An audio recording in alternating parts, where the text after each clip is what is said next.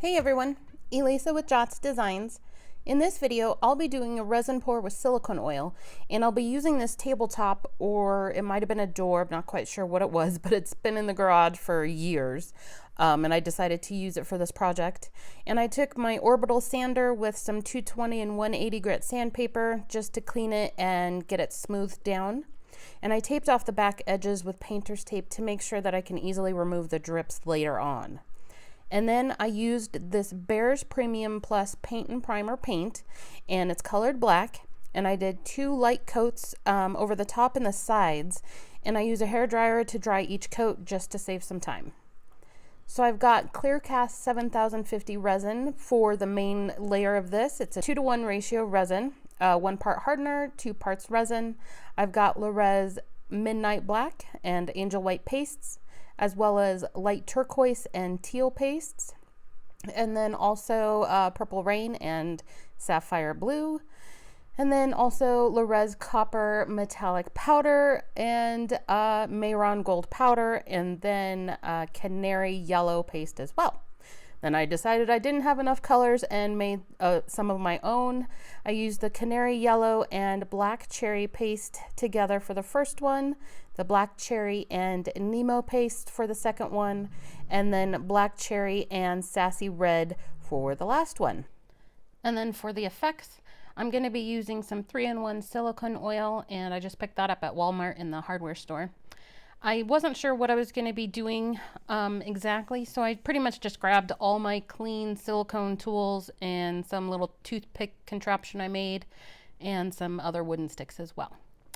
So since this is a larger piece and I'm using so many colors, I definitely like getting the pastes ready to go before mixing up the resin. And that just saves me some time down the road on the working time. And as I get all of that ready, I want to remind you that I have links for the products and discounts and more in the description. And you can find many more of the products that I like to use in my Amazon shop. And by making any purchase through one of the Amazon links below or through my shop, Amazon actually gives me a little bit of a kickback as a thank you. And that really helps me continue to make these videos. And another way to help me out with the channel is sending a tip. And there's links for that below as well. And don't forget to subscribe and hit that thumbs up.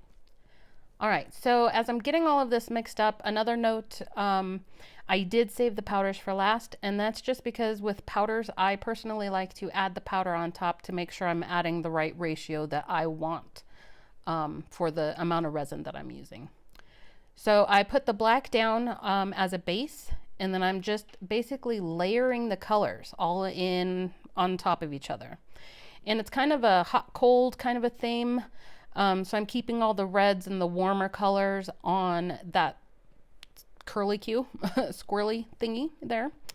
And then all the blues on the other side. But I am using white on the whole entire thing and gold on the whole entire thing.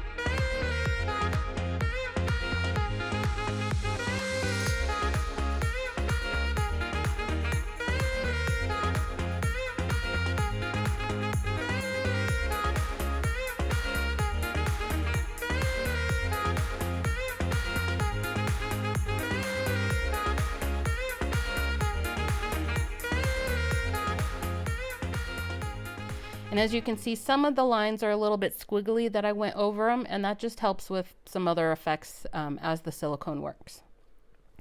So first I'm just putting a little bit of silicone into a medicine cup, and I'm letting one of the wooden sticks kind of soak into it. And then I decided I wanted to use this large blue silicone scrubber kind of thing. And I just cut up a cup to make a place for the silicone to go. dabbed that down. I wasn't too happy with it. So then I decided to go to my go-to tool here, which is this green one, and use that on the blue. Picked up that toothpick contraption I made and did that around the reds and the oranges. And then using the torch kind of sort of activates the silicone, and it makes it do its thing a little bit faster. As you can see, it just kind of blooms out at this high speed, but it kind of activates it, and it let me see where it was happening already. And then I have just the wooden stick that was soaking, and I'm going around the edges and dabbing it down along the edges, and then hitting it with the torch a little bit again, and then filling in the spots that I feel need it. And you can kind of see along the black just where it kind of pushed all the colors out, and I was just making sure to stay in there.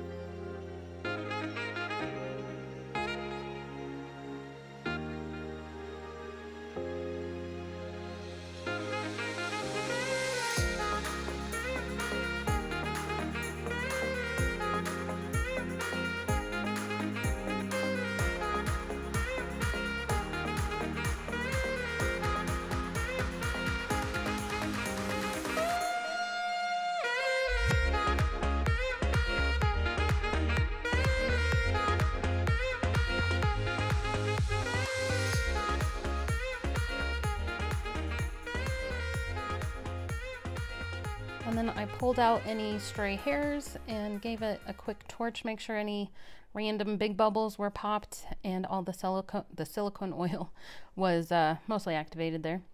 And then I let it cure for about 4 hours. And then I wanted to take off this edging tape just to make sure that I didn't have it cure with a kind of a straight, jagged, sharp edge that I'd have to sand down. So I pulled all the tape off, and as I'm pulling, I'm making sure to pull it down so that way it doesn't accidentally drop or drag any of the resin across the top or anything like that.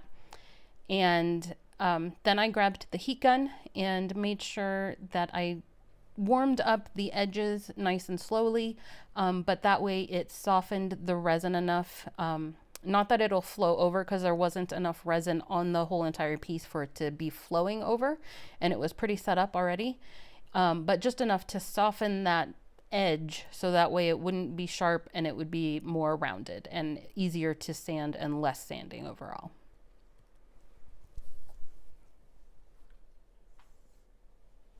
And then I saw, of course, the stray hair, and I pulled that out and gave it a quick torch, and it was able to soften out, and it'll level out fine. Okay, so now it's fully cured, and with silicone oil, which is something that people hate, but I mean, it's just something that happens, you get pits and divots where the silicone is just, there was too much for the resin and it just sat on top, and it cured that way. It's really easy to fix. And so what I like to do and find works the best for me is I take a cloth-like paper towel. These blue shop towels are great. And then I'll be using some 91% isopropyl alcohol as well. And then I'll explain another step here in a minute. But basically, I just take the paper towel, and you can see that where the silicone was, it leaves the residue on the paper towel so you can see it. So I just continue to wipe it down, and using clean spots of the paper towel, and just continue to wipe down, getting new pieces of paper towel, doing it again until I don't see any more residue coming off onto the paper towel. And since there were so many pits and divots because I used so much silicone on this one, it just took me a good long while to do that. And then I just take the isopropyl alcohol, give it a good spray, and wipe it down several times. At least 2, but as many as you want. As many as you feel is enough to clean as much residue as possible off. And then what I normally do, since I'm doing another layer on this one that has color or glitter or something in it, I'm not doing it, but what I normally do for just before the clear layer is I will spray 2 coats of something like this polyurethane, and that just kind of seals everything in and makes sure that if there's any silicone oil that you missed, it's not going to cause more pits and divots in your clear layer. But again, I'm not doing that for this one because I am adding another layer on top of this. So once I got that cleaned off, I needed to clean up the edges, and that just basically sanded off all the paint that I put on earlier. So I just quickly repainted the edges again to make sure that everything blended in nicely. And then I quickly dried it with the hairdryer until it was dry. Gave it a quick sand just to get any roughness off, and gave it another coat. There was a couple spots on here that oddly didn't cure right, which is the first time it's ever happened, but I made sure those were black as well. And then since I'm putting another layer on here, it's actually been a couple days, I'm giving it a light sand with some 150 sandpaper here just to scuff up the resin and make sure that the next layer adheres as well as possible. Clean it off with some alcohol. I am using some Woodcrafters epoxy resin, which is also from the epoxy resin store. It's a 1-to-1 ratio, super simple, one part of each resin and hardener. And then I'll be using some Celestial glitter, and this is from Dryer Days, and this stuff is awesome for space stuff. I love it, and that's why I wanted to use it. It's gorgeous. Check out her shop. So I got the resin poured out, and I knew I was gonna need just a little bit of the glitter because I didn't want it super solid or anything like that. Just needed to look like starry background basically, so you can see how much I have kind of in there compared to the amount of resin that I'm using. And got that nice and mixed up, got the clear. I needed to make sure everything was level again because I had moved stuff around, and one side was a little bit off, so I ended up using just a folded up piece of paper towel and got that nice and level.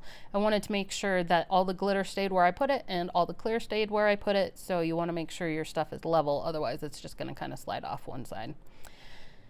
So getting everything down, I put down the glitter around the edges, just kind of going up, and then added the clear in the center there. And then I'm just using my hands to pull either the glitter or the clear up to the edges of all the color. I didn't want to push the glitter over the color or anything like that. I added it just a little bit here and there, but mostly I wanted to make sure that all the effects from the silicone shined through. So I just really covered that in the clear. And I was just making sure everything was covered. Really easy to feel with gloved hands to make sure all areas are covered, and made sure all the edges were covered as well with the clear.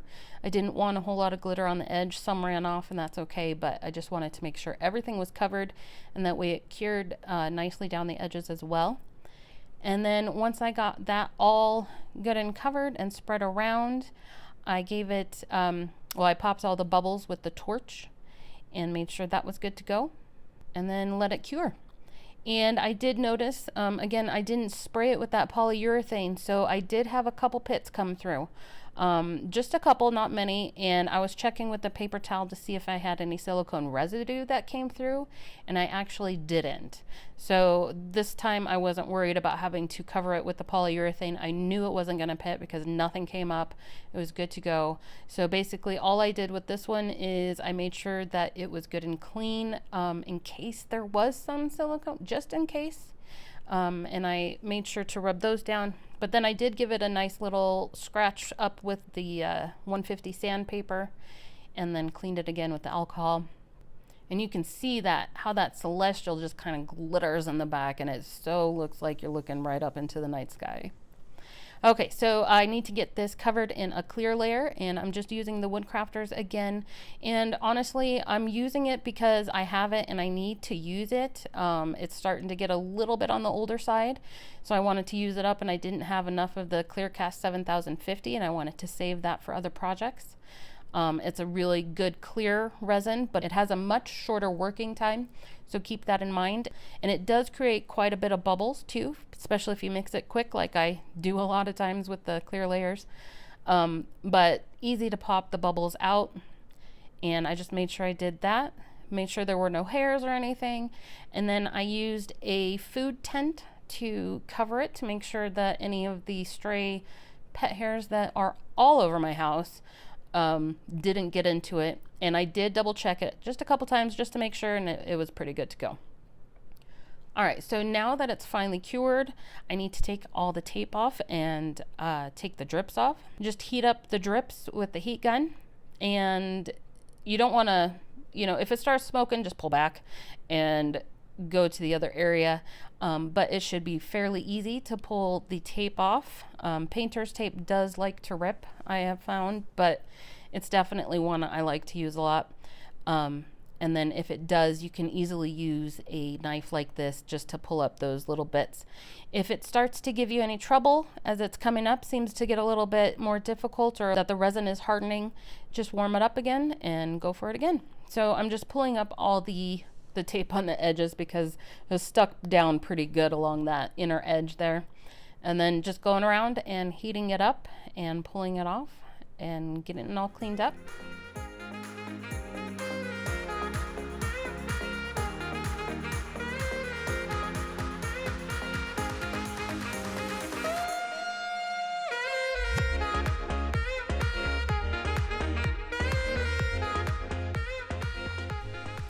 And then if you have any jagged pieces coming up, you can warm it up just a little bit and cut that off with the blade.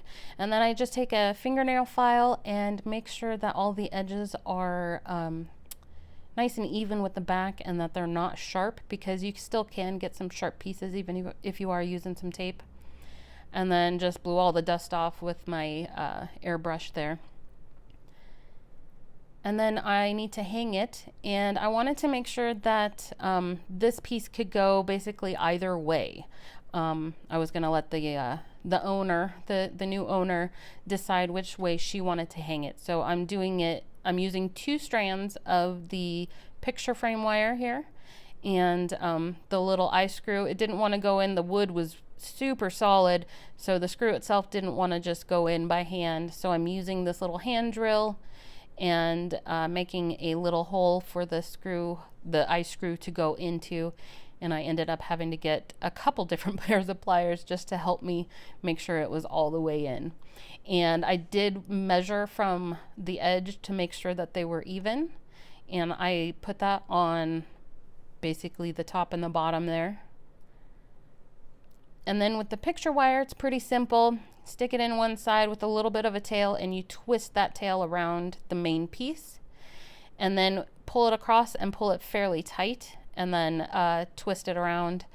And you don't want it really loose because it could then, of course, hang past the edge of your piece. So make sure it's pretty fairly tight. And then normally I'd finish off the back with some black paint or something, but this was going to my niece. I knew she didn't really care what the back looked like. But I did want to put my little marking on it, and so I have a little wax stamp here that I got off of Etsy. You can find a lot of great deals there on Etsy for those. And I have an assortment of wax colors, and both her and my favorite color right now is turquoise. So I just used some turquoise and black and basically did a little mini wax pour.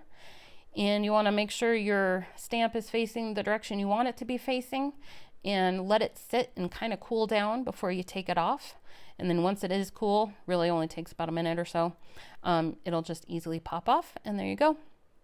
So let me know what you guys think about this piece in the comments. I love how it just looks like some random space Andromeda or something like that, or some solar system with all these different places that you could just venture and look into all over. The way that silicone and resin play together is my absolute favorite. I love how it goes.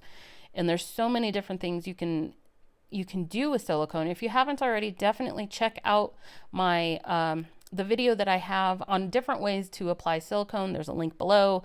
Got the pop-up here. Definitely check that out, because I talk about the different resins as well, and how thinner resins and thicker resins play differently with silicone. And then all the different ways you can actually apply it. And there's even more than that. So check that out. And I also have a lot of other silicone oil videos and check those out if you haven't too. Don't forget, again, about the product links and the discount codes I have listed below, and subscribe to the channel if you haven't. Give the video a thumbs up. And I'm Elisa with Jots Designs. I definitely hope you enjoyed this piece as much as I did, and I'll see you guys next time. Bye. I don't deny there's some strange evolutionary process going on, but mankind won't be destroyed. The fact that you and I are working here